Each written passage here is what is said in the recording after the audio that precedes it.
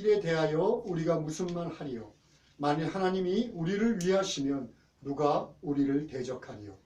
자기 아들을 아끼지 아니하시고 우리 모든 사람을 위하여 내주시니가 어찌 그 아들과 함께 모든 것을 우리에게 주시지 아니하겠느냐. 누가 능히 하나님께서 택하신 자들을 고발하리요?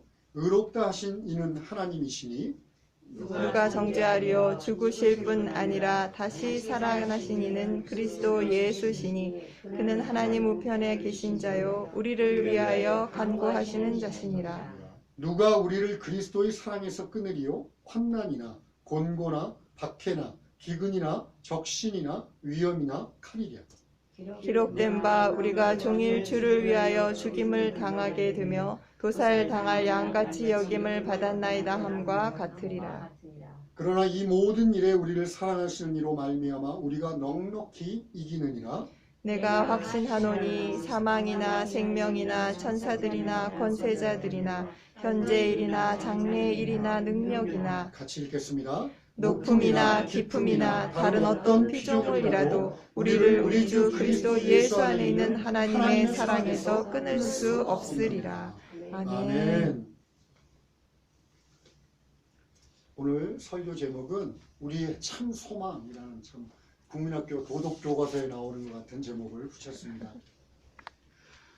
새로운 한 해를 시작하며 첫 번째 설교 여러분들과 어떤 말씀을 나누면 좋을까 하나님 앞에 기도하며 묵상하는 가운데 오늘 이 로마서 8장 31절로 39절의 말씀을 하나님이 주셨다고 저는 생각합니다. 연말에 계속해서 SL교회의 교회적인 비전 그리고 또 개인적인 그런 꿈들과 소망을 생각할 때마다 이 코로나 사태라고 하는 것을 늘 염두에서 떠나보낼 수 없었어요. 우리가 매스컴이나 주변 환경들을 보면 코로나의 사태는 점점 더 확산되고 있는 것 같고 또 올 한 해도 그 코로나로 인해서 사회 경제적인 그런 어려움들이 더 증가할 것이라는 것은 틀림없을 것 같아요. 그런 와중에 그렇다고 강단에 서갖고 새해 첫 설교에서 암울한 미래를 막 선포할 수는 없잖아요. 그죠? 제가 이 농담을 하는 분위기인데 다들 이렇게 진지하게 쳐다보시면 그리고 또 그냥 아무런 무턱대고 덮어놓고 장밋빛 미래를 선포할 수도 없는 노릇이었습니다. 인간의 한계를 갖고 있으니까 어떻게 하면 하나님 앞에 이 2021년도를 어떤 마음과 어떤 확신 속에서 살아가야 하는가 고민하며 기도하는 중에 하나님 참 신실하신 분이에요. 12월 초쯤에 이 말씀을 제가 읽게 하고 정말 많이 위로받았습니다. 사실은 제가 스스로. 여러분들도 하나님이 주시는 위로와 또 확신이 격려가 오늘 이 설교의 말씀을 통해서 있기를 정말 간절히 소망합니다. 아멘. 아멘.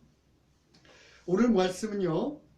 이 36절 보시면 기록된 바 이렇게 시작합니다. 36절이 오늘 31절부터 시작해서 가장 맨 가운데 있는 기록된 바. 이 기록된 바라고 하는 이게 뭐냐면 시편 44편을 인용한 구절이에요.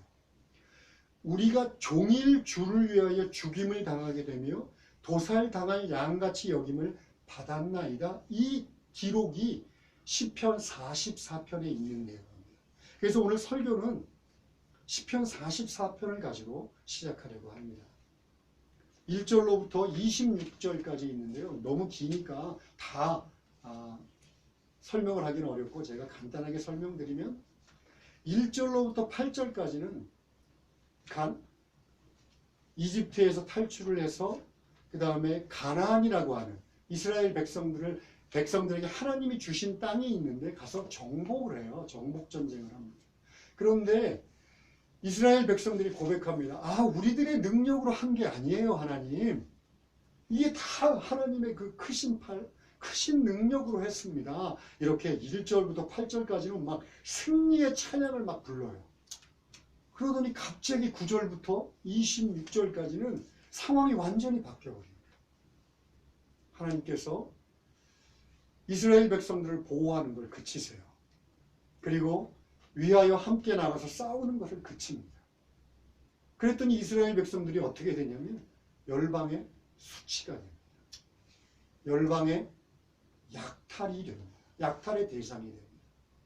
그런데 그런 상황 속에서 이스라엘 백성들이 보니까 자기들이 할 수 있는 게 아무것도 없어요.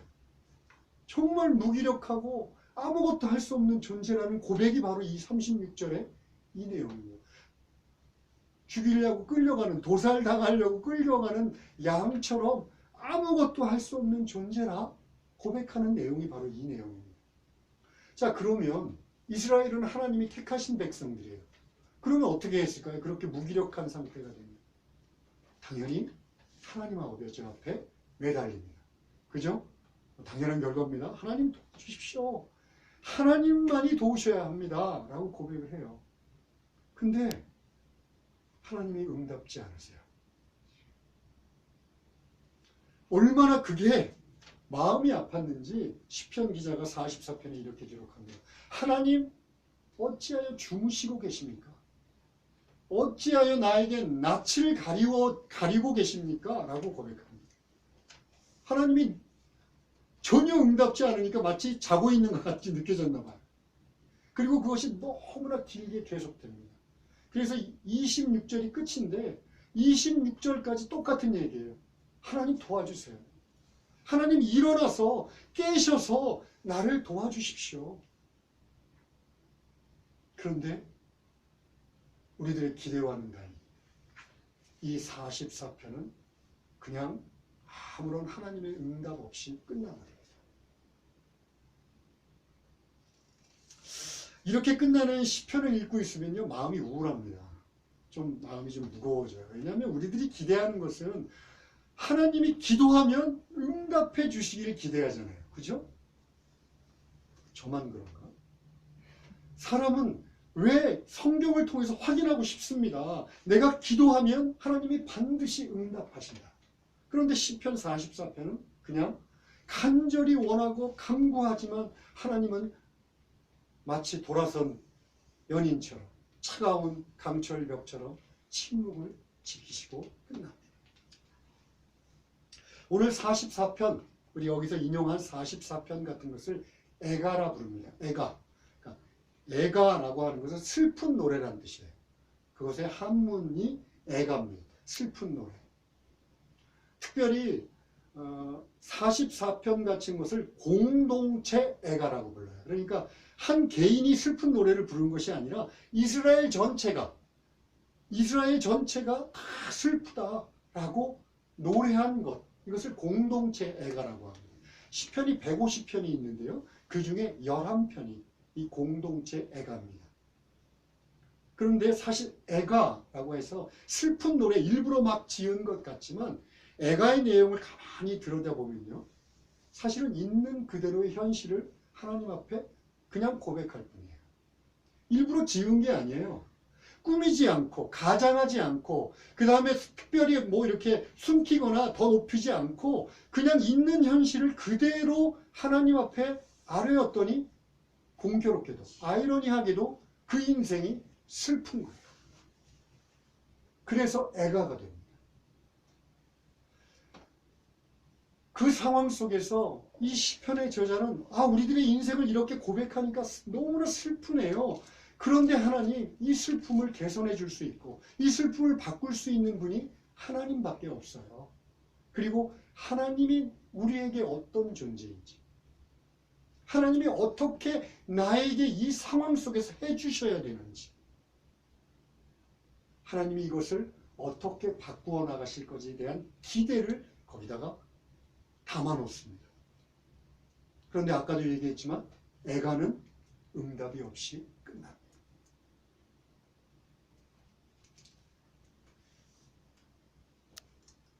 여기까지 얘기하면 10년도 설교가 이렇게 우울한 설교를 하시나.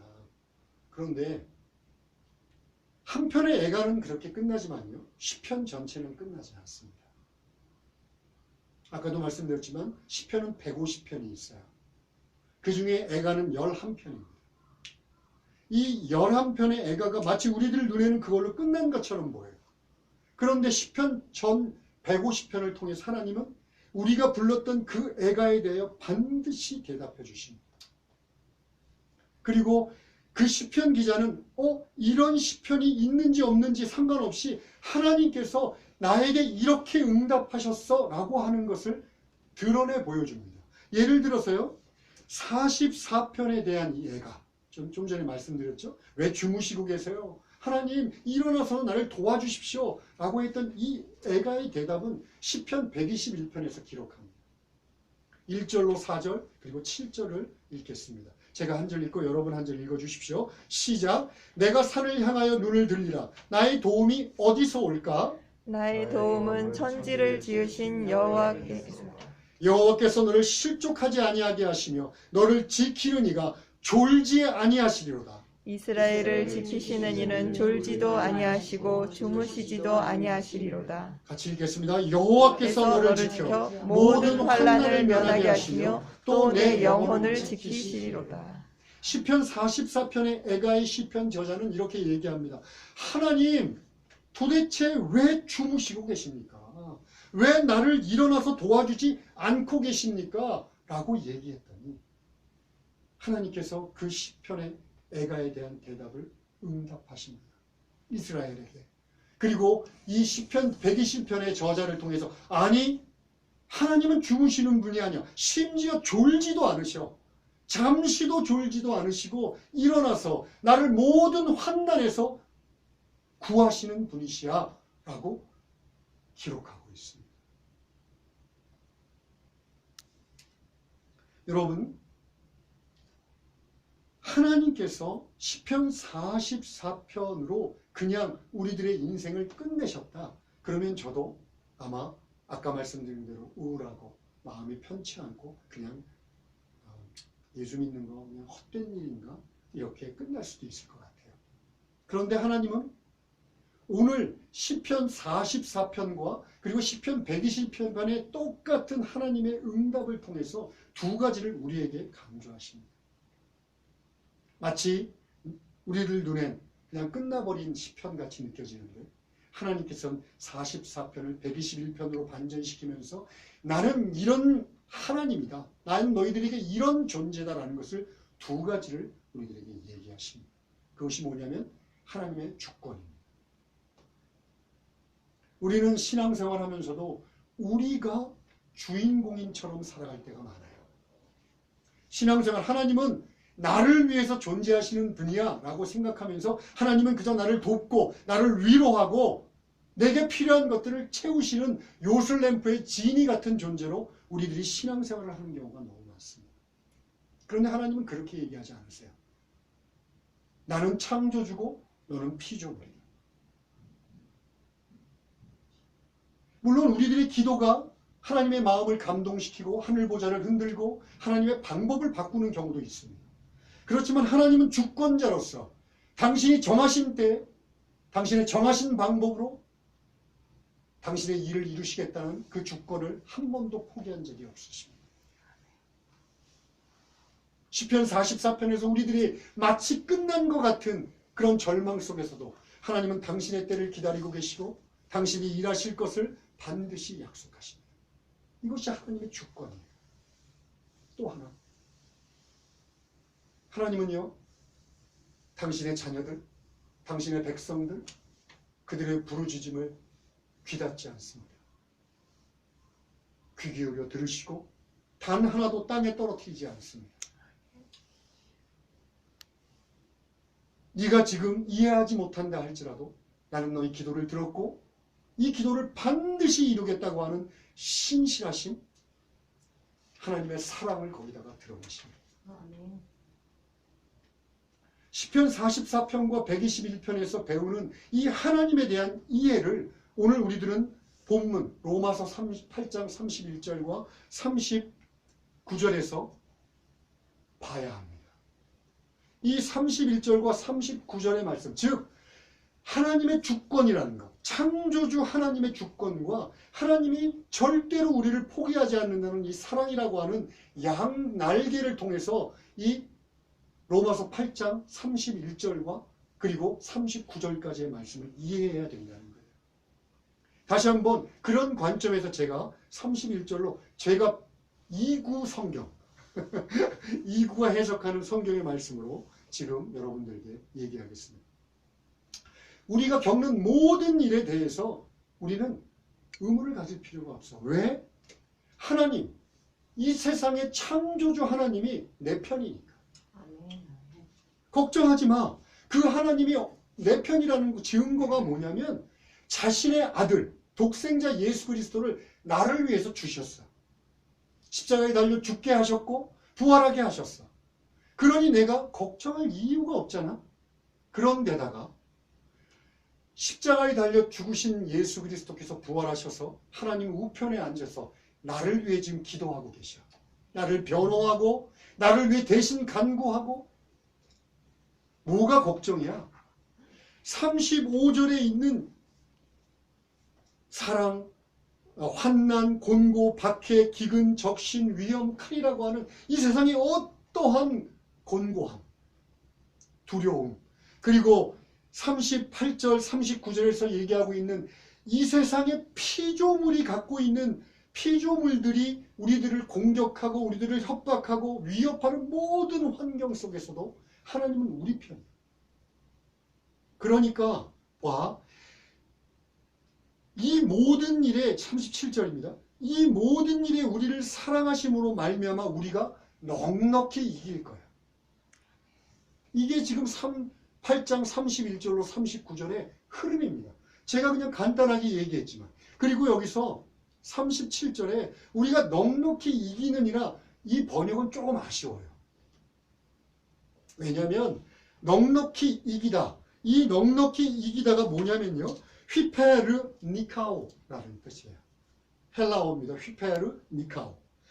그런데 이 니카오라는 게 이기다라는 뜻이에요. 그런데 거기다 휘페르가 붙으면 완전히 이기다. 완전히 박살을 내버리다. 이게 승리자들이 아니 완전하게 정복하다는 뜻이에요. 그러니까 그냥 넉넉히 이기느니라 이런 그냥 개념이 아니라 완전히 압도해서 철저하게 정복하고 승리한다 라는 개념. 그런데다가 시편의 이 시제가 현재형입니다. 헬라어의 현재형은요, 그냥 과거에 한두 번, 서너 번 일어났던 것이 아니라 지금 현재 계속 반복해서 끊임없이 반복해서 일어나는 영원한 현재 진행형을 나타내요. 그러니까 승리하고 또 승리하고 또 승리해서 그것이 영원히 지속된다 라고 하는 것이 휘페르 니카오라고 하는 단어에서 우리들에게 말씀하시는 내용입니다. 여러분, 제가 여태까지 로마서의 말씀과 시편의 애가와 또 121편의 용기를 주는 말씀들을 쭉 설명했습니다. 다시 한번 우리들의 인생으로 돌아갑시다. 우리들의 인생은 애가가 많습니까? 아니면 축가가 많습니까? 좀 어렵나요? 슬픈 노래가 많나요? 아니면 기뻐서 춤추는 노래가 많나요? 잘 모르겠어요. 우리들의 인생을 있는 그대로 드러내면, 아무것도 가리지 않고 드러내면 인생은요, 슬픔. 멀리서 보면 희극인데 가까이 가서 보면 비극입니다. 우리들의 인생은 모두가 그래요. 왜냐하면 우리들이 소망하고 기대하는 대로 되지 않기 때문에 그렇습니다. 특히 연세 드신 우리 권사님들은 제 말에 더 고개를 끄덕거리라고 믿습니다. 자, 그런데 우리들이 하나님 아버지 앞에 정말 아무것도 숨기지 않고, 아까 시편 44편의 애가가 사실은 애가지만 슬픈 노래지만 인생을 있는 그대로 드러낸 거라고 그랬잖아요. 아무것도 고백하지 않고, 아무것도 꾸미지 않고, 아무것도 가정하지 않고 하나님 아버지 앞에 우리들의 인생을 고백합니다. 왜냐하면 슬프니까. 어둠의 터널을 지나고 있으니까. 그런데 많은 경우에 하나님은 바로 응답하지 않으십니다. 하나님은 바로 응답하지 않으세요. 제가 이것만은 확실하게 얘기할 수 있습니다. 뭐 다른 건 그렇다고 확실하지 않다는 건 아니지만 이것은 더욱 확실하게 얘기할 수 있어요. 우리가 기도하면 하나님은 바로 응답하지 않습니다. 그러면 우리들 입장에서는 어떤가 하면요. 야, 정말 간신히 몸을 추스려서 하나님 아버지 앞에 나와서 기도했는데 하나님이 마치 차가운 벽 같아요. 정말 주무시고 계신 것 같아요. 우리한테 낯빛을 가리운 것 같아요. 그러면 그 하나님의 침묵이 우리들의 인생을 더 어렵게 만들어요. 힘들고 어려워요. 그럴 때 하나님께서 뭐라고 그러시냐면 오늘 너희들이 본 로마서 8장 31절로 39절의 말씀을 기억해라 라고 합니다.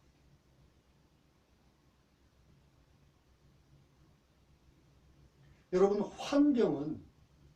환경은 피조물입니까? 창조주입니까? 피조물이에요. 죄송합니다. 자꾸 오늘 질문이 많네요. 그죠? 또 환경, 상황, 이 세상의 어떠한 피조물, 심지어 우리들의 생각과 가치관마저도 피조되었습니다.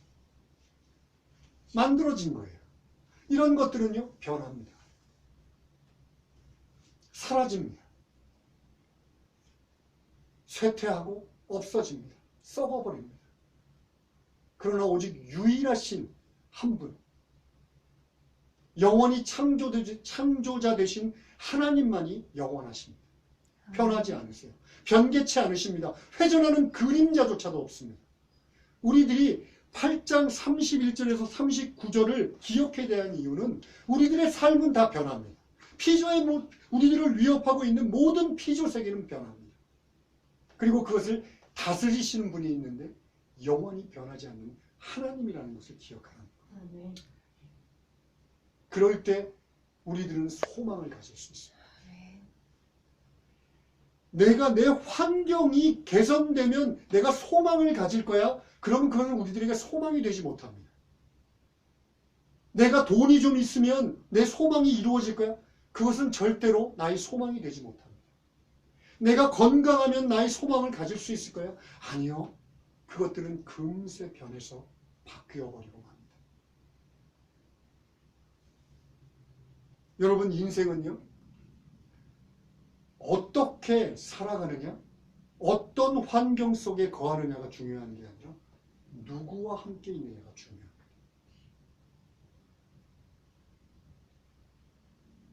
이 세상의 사람들, 권력 있는 사람, 뭔가 시장, 대단한 사람들과 친분만 있어도 우리들은 아주 이렇게 어깨가 좀 올라가지 않나요?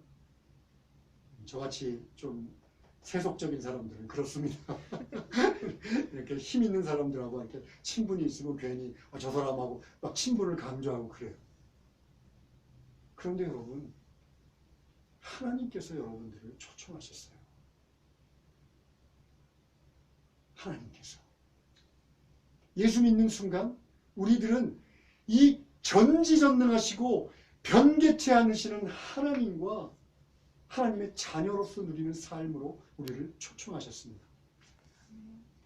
여러분, 신앙생활은요, 그냥 머릿속에 있는 것이 아니고 몸으로 겪는 겁니다. 이 시대에 그렇게 살아내는 것입니다. 그 말씀을 요한복음 17장 3절에서는 이렇게 얘기합니다. 우리 한번 한 목소리로 읽을까요? 시작. 영생은 곧 유일하신 참 하나님과 그가 보내신 자 예수 그리스도를 아는 것입니다. 아멘. 영생, 그러면 우리들이 쉽게 그냥 죽은 다음에 영원히 사는 것, 이렇게 쉽게 받아들이기 쉽습니다. 그죠? 영생이라고 해석하니까. 그런데 이 영생은 사실 이 땅에서 누려야 되는 개념입니다. 지금 여러분들이 예수를 믿었다면 이 영생이라는 삶을 누려야 되는데, 이것은 단순하게 물리적으로 영원히 긴 생을 사는 것을 의미하지 않아요. 그것을 이해하려면 맨 끝에 아는 것, 알다라고 하는 이 단어를 기억해야 합니다. 이것이 디노스코라고 하는 헬라어인데요. 이거는 제가 책을 봐서 지식적으로 알 수 있잖아요. 우리가 어떤 것, 피아노도 내가 이렇게 쳐서 이건 어떻게 쳐야 돼 라고 알 수 있잖아요. 그런데 실제로 피아노는 쳐보지 않으면 아무리 자기가 머릿속에 이해하고 있다고 하더라도 그것은 아는 것이 아닙니다. 지금 제 말이 이해가 되시나요? 피아노를 내가 칠 줄 알아 라고 하는 것은 책에서 배워서 피아노는 이렇게 도가 어떻고 시가 어떻고가 아니라 내 삶을 통해 경험을 해봐야지 아는 내용. 나는 수영을 할 줄 알아 라고 할 때 수영을 할 때 팔은 이렇게 젖어야 하고 이건 각도가 어떻게 돼야 하고 지식적으로 알고 있는 것이 아니라 일단 물에 뛰어들어서 실제로 팔다리를 저어서 내가 붕 떠서 가봐야지만이 나는 수영할 줄 안다라고 얘기할 수 있습니다. 이 기노스코라고 하는 건 바로 그거예요. 특별히 어떤 경험을 통해서 알게 되는 것인데 특별히 개인적인 관계를 통해서 알게 되는 것을 기노스코라고 합니다. 즉 영생이라고 하는 것은 유일하신 참 하나님과 아까도 계속 얘기했죠. 주권자 하나님, 창조주 하나님, 변개치 않으신 하나님과 그분의 사랑의 완전한 결정체인 예수 그리스도를 경험적으로 사귀어서 아는 것이에요. 사귀어서. 그런데 사귀어서 알아가는 이 영원한 생명, 하나님의 능력을 우리들이 얼마나 많이 포기하며 사는지 모릅니다. 교회를 다녀도 예수를 열심히 믿어도 창조주 하나님이 내 아버지야. 그분이 나를 얼마나 사랑하시냐면 그리스도 예수, 그분의 독생자를 죽이시기까지 나를 사랑하셨어. 이 관계 속으로 우리를 초청함에도 불구하고 우리는 그저 주변만 빙글빙글 맴돌고 있어요. 주변만. 하나님을 만나지 못합니다. 이 창조주 하나님을 느끼지 못합니다. 예수 그리스도의 사랑에 잠기지 못합니다. 그저 주변을 맴돌다가 예배드리고 집에 가고 다시 또 시간 되면 또 와서 예배드리고 집에 가고 이 세상에 나가서는 이 세상 사람들과 똑같이 흔들리고 이리 쏠리고 저리 쏠리고 살다가 그리고 또 주일 되면 와서 앉아서 예배드리고 그러나 하나님은 성경을 통해서 우리들 그렇게 사는 것이 신앙이다 라고 얘기하지 않습니다. 너는 나와 함께 교제하며 살자. 내가 너에게 주는 시편 120편의 능력을 맞으며 맛보며 살기를 원한다 라고 우리를 초청하세요. 그저 시편 144편으로 끝나서 슬프고 좌절한 인생이 아니라 시편 121편처럼 너는 내게 와서 내가 너에게 하는 그 모든 것을 누리며 살아다오 라고 우리를 초청하세요. 그것이 오늘 로마서 8장 31절로 39절의 말씀입니다.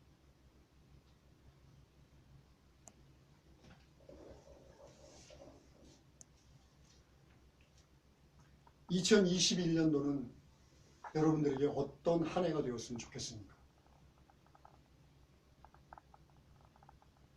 어떤 한 해가 되기를 소망하고 계십니까? 아까도 말씀드렸지만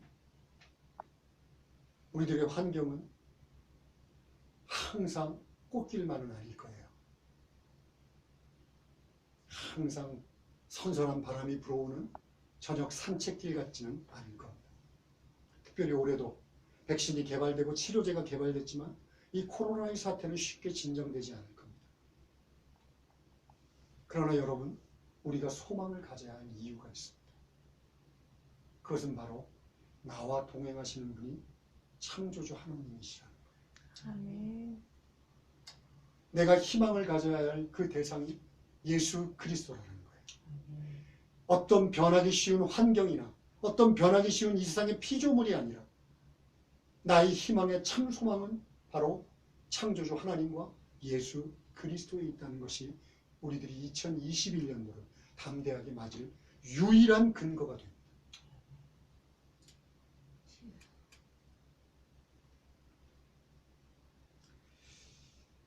여러분, 한국 CCC, 그러니까 대학생 전도협회의 김준곤 목사라는 분이 계세요.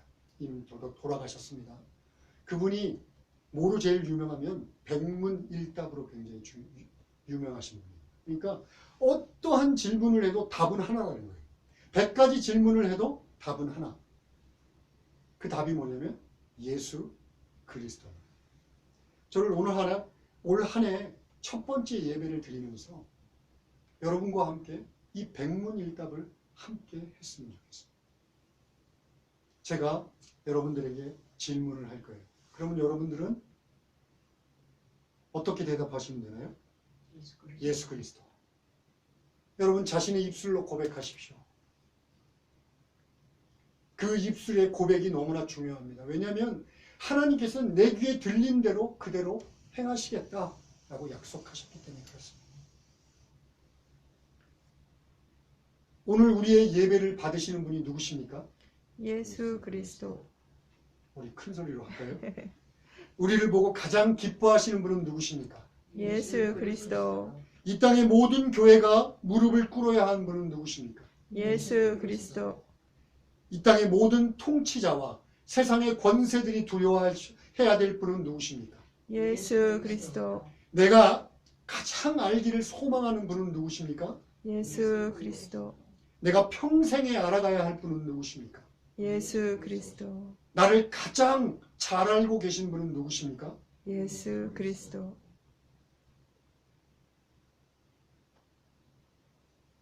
다시 한번 예수 그리스도 힘있게 외쳐주십시오. 사탄이 두려워하며 사탄의 마음을 낙심케 하는 분은 누구십니까? 예수 그리스도.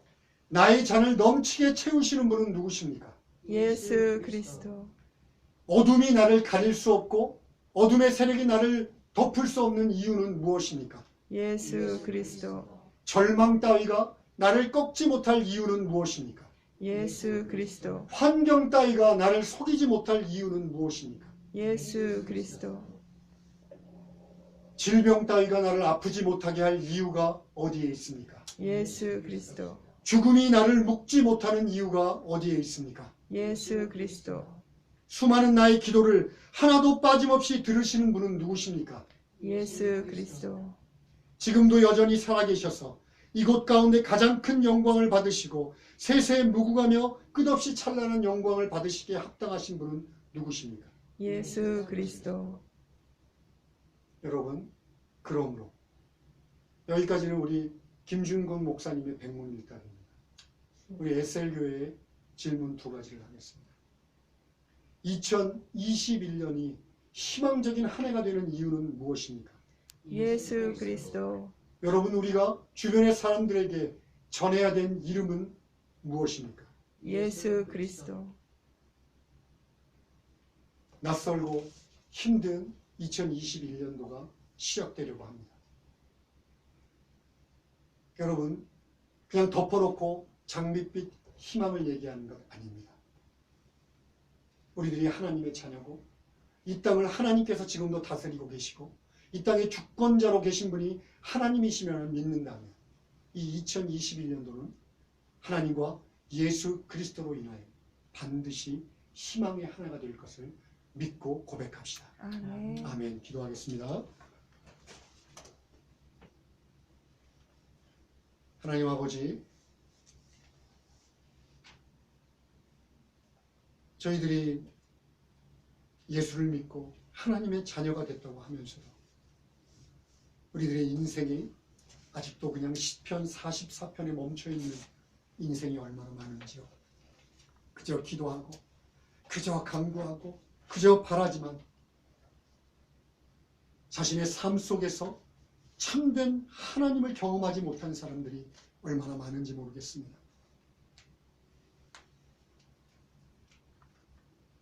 주님, 올해는 하나님 만날 수 있도록 도와주시옵소서. 주님을 누리며 살 수 있도록 도와주시옵소서. 참 하나님과 그분이 보내신 예수 그리스도를 알아 누리는 인생을 살 수 있도록 올 한 해를 축복하여 주시옵소서.